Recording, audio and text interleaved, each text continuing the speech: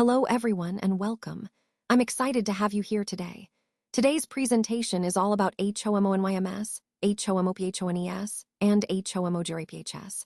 We'll explore what these words are, how they differ, and why they're important in language. Over the next few minutes, we'll uncover some interesting examples and make these concepts easier to understand. So let's get started. Let's take a look at what's coming up next in our presentation. On this slide, we have the contents of the entire talk. First, we'll explore homonyms, which are words that sound the same but have different meanings. Then, we'll move on to examples, starting with the word bat, which can mean a flying mammal or a sports equipment. We'll also see how context helps us understand which meaning is intended. Next, we'll look at more examples of homographs, words that are spelled the same but may have different pronunciations and meanings. We'll examine the word kind, which can describe a gentle nature or refer to a type of something. Then, we'll discuss homophones, words that sound alike but are spelled differently, like tear, which can mean crying or ripping. Following that, we'll see more examples of homographs, such as bow, which can be a weapon or a gesture of greeting. We'll also look at more sentences to see how these words are used in context, making their meanings clearer. Finally, we'll connect everything by explaining how homonyms, homophones, and homographs make the English language more fun, more interesting, and sometimes more challenging to master. This overview sets the stage for the detailed examples and explanations to follow, helping us appreciate the richness of English vocabulary. Let's take a closer look at homonyms. The word homonym comes from two parts: homo, which means same, and nym, which means name. So homonyms are words that share the same spelling and pronunciation but have different meanings. For example, think of a word like bank. It can refer to the side of a river or a financial institution. The key point here is that even though these words sound alike and look the same, they can mean very different things depending on the context.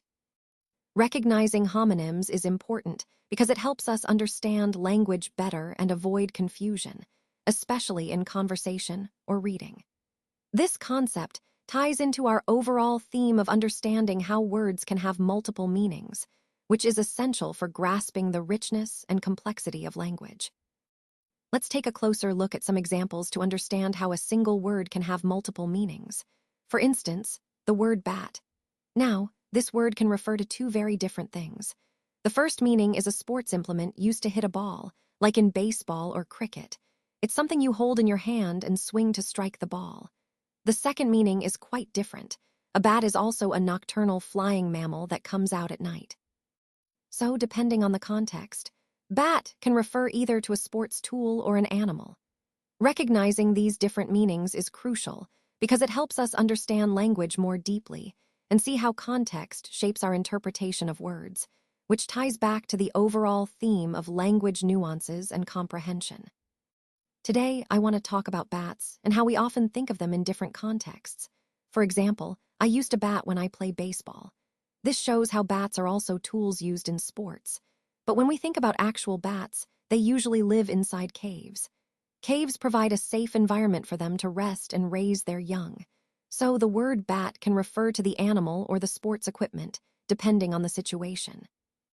Understanding this helps us see how language can have multiple meanings, which is an interesting part of communication. It's important to remember that the context usually tells us which bat is being referred to, whether it's in sports or biology. Let's take a closer look at the word kind. As you can see, it has different meanings depending on the context. First, kind can refer to a type or category of something. For example, when we talk about different kinds of animals or kinds of music, we're categorizing based on shared characteristics. But kind also has a more personal, emotional meaning. It describes someone who is caring, considerate, and compassionate toward others. This duality of meaning really highlights how versatile words can be, and it ties into our overall theme of understanding language and communication. Recognizing these different kinds of words helps us be more precise and thoughtful in how we express ourselves and interpret others. Let's take a moment to think about personal preferences. When I ask, "What kind of food do you like?" I'm really interested in hearing about your tastes. It's a great way to connect and learn more about each other. And on a different note, I want to highlight something important about kindness. You are a kind person. Recognizing kindness in ourselves and others is a key part of building positive relationships, which ties into our overall theme of communication and understanding. So, whether we're talking about food preferences or kindness, both are ways we express who we are and connect with others. Let's talk about homophones today. The word homo means same, and phone means sound. So, homophones are words that sound the same but have different spellings and meanings. For example, words like flower and flower or sea and sea. They sound identical when you hear them, but their spellings and meanings are quite different. Recognizing homophones is important because they can often cause confusion in writing and understanding. Throughout this presentation, we'll see how homophones play a role in language and communication, showcasing both the fun and the challenges they bring. Let's take a closer look at some common confusion between there and there. First, there with one I is used to refer to a place or location. For example, I might say, I see Anton standing over there. It's pointing to a specific spot or position. Next, there with an I is a possessive pronoun. It shows that something belongs to or is associated with a group of people or a person. For instance, Mr. Thomas is their art teacher. Here, there, indicates that the art teacher belongs to or is connected with them. It's important to remember that there relates to location, while there relates to possession. Recognizing these differences helps us communicate more clearly and avoid common mistakes. So, always consider whether you're talking about a place or showing possession when choosing between these two words. Today, I want to talk about two very important words, for and for. First, let's look at for. It's a number and it's used to indicate quantity. For example, my uncle has 4 children. That's a simple way to show how many kids he has. Now, moving on to for. This word is used to show purpose or to indicate who or what something is meant for. For instance, I have a letter for Mr. Rudy. That means the letter is intended for him. Both words sound similar, but their meanings and uses are quite different. Recognizing these differences helps us communicate more clearly and accurately, which is essential in our overall language learning journey. So remember, for relates to numbers, and for relates to purpose or recipients. Today, I want to share a little bit about the word son and its significance. I am the only son in my family, which makes that role quite special and unique for me. It's a position of responsibility and pride. On the other hand, the word sun here reminds us of the bright, powerful presence of the sun outside. Today, the sun is shining so brightly, illuminating everything around us. Both words, sun and sun, sound similar but have very different meanings, which highlights how language can be playful and nuanced. Understanding these differences helps us appreciate how words shape our perception of the world and our connections to family and nature. This theme of connection and contrast is central to our overall message today. Now, let's look at some more examples of homophones to see how they can really change the meaning of sentences. Homophones are words that sound the same but have different spellings and meanings. For example, flour and flour might sound alike, but one is a plant and the other is used in baking. Recognizing these differences is key to understanding and using language correctly. As we continue exploring, you'll see how these similar-sounding words can sometimes cause confusion, but also how they add richness and nuance to our communication. Remember, paying attention to context is what helps us figure out which word is the right one to use.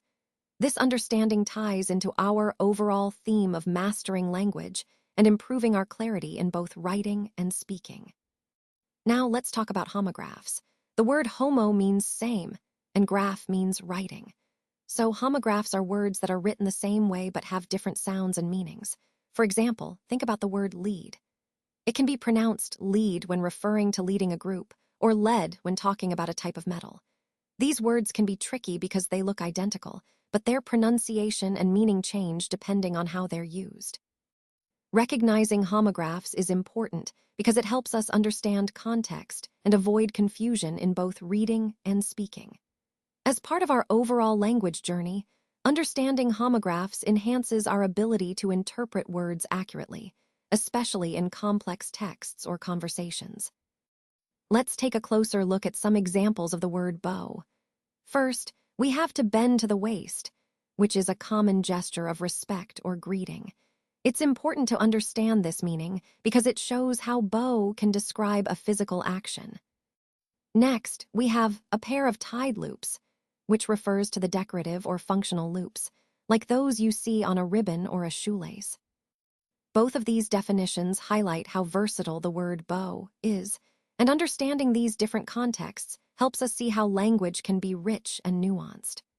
Throughout this presentation, we're exploring how words can have multiple meanings depending on how they're used, and bow is a perfect example of that.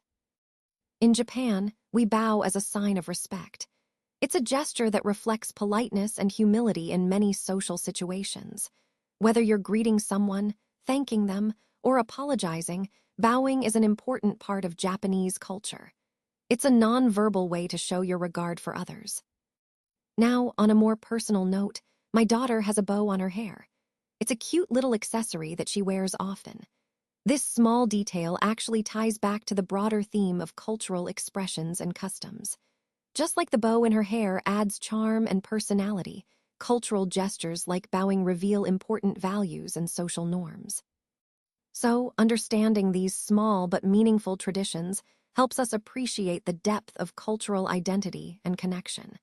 It's fascinating how something as simple as a bow can carry so much significance, don't you think? Let's look at this example with the word tear. As you can see, it has two different meanings depending on how it's used. The first meaning, to rip, refers to making a hole or splitting something apart, like tearing a piece of paper or fabric. The second meaning, a drop of water from the eye, is what we typically associate with crying. What's interesting here is how the same word can have such distinct meanings based solely on context.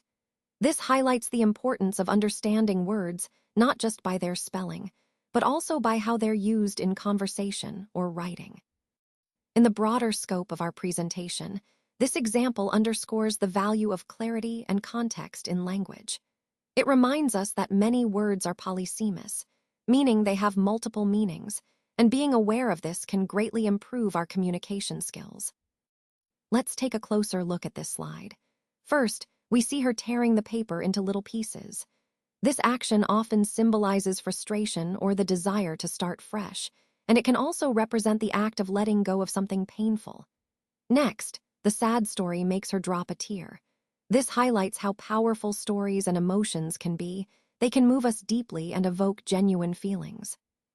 When we connect these points to our overall theme, it reminds us that emotional responses, whether through tears or actions like tearing paper, are natural parts of processing difficult experiences. It's a reminder of the human side of our stories and the importance of acknowledging our feelings. Now let's look at some more examples of homographs. As we've seen, homographs are words that are spelled the same but can have different meanings and pronunciations depending on how they're used. Here, I want to highlight how context is key to understanding these words. For example, take the word record. It can mean to capture sound or video, like, I will record the meeting, or it can refer to a historical achievement like, she broke the record. The pronunciation changes depending on the meaning, which is a common trait among homographs. Recognizing these differences is important because it helps us interpret sentences correctly. This ties back to the overall theme of understanding language nuances, highlighting how flexible and interesting language can be. So, by paying attention to context, we can decode even the trickiest homographs and improve our communication skills. Let's take a closer look at some interesting examples of sentences that highlight the nuances of language. First, notice how in the sentence, Rita was too close to the door to close it. The phrase, too close, explains why she couldn't close the door. Being too near prevented her from doing so. It's a good reminder of how proximity can affect actions. Next, we have, when I am bored, I write on the board. This sentence shows how our feelings, like boredom, can influence our behavior, such as writing on a board, perhaps as a way to pass the time or express ourselves. Moving on, When shot, the dove dove to the bush is a playful example illustrating the word dove, which is both the past tense of to dive and the name of a bird. It emphasizes the importance of context in understanding meaning. Here, the dove's action of diving for safety. Then there is no time like the present to present your friend with a present. This sentence cleverly uses the word present in different ways, timing, offering a gift, and the current moment, highlighting the richness of English vocabulary and how context shapes meaning. Finally, the airplane landed on the land of dreams creates a poetic image, symbolizing a journey to a magical or aspirational place. And as I watch a serial movie while eating cereal, it reminds me how multitasking is common in our daily lives, blending entertainment and routines seamlessly. Overall, these sentences demonstrate how words can have multiple meanings and how context is essential in understanding language fully. This understanding is key as we explore the complexities and beauty of language in communication. Now, let's wrap up with a fun and fascinating aspect of English: homonyms, homophones, and homographs. These linguistic quirks really make the language more interesting and lively. Homonyms are words that sound the same and are spelled the same but have different meanings. Think of bat as the flying mammal or the sports equipment. Homophones, on the other hand, sound the same but are spelled differently and have different meanings, like pear and pear. And then we have homographs, which are spelled the same but may be pronounced differently depending on their meaning, such as lead as in to guide, and lead as in the metal. Recognizing these can make understanding and playing with language much more enjoyable. They add humor, nuance, and depth, making English not just a tool for communication, but also a source of fun. So embracing these can truly enhance your language skills and appreciation for English's rich complexity.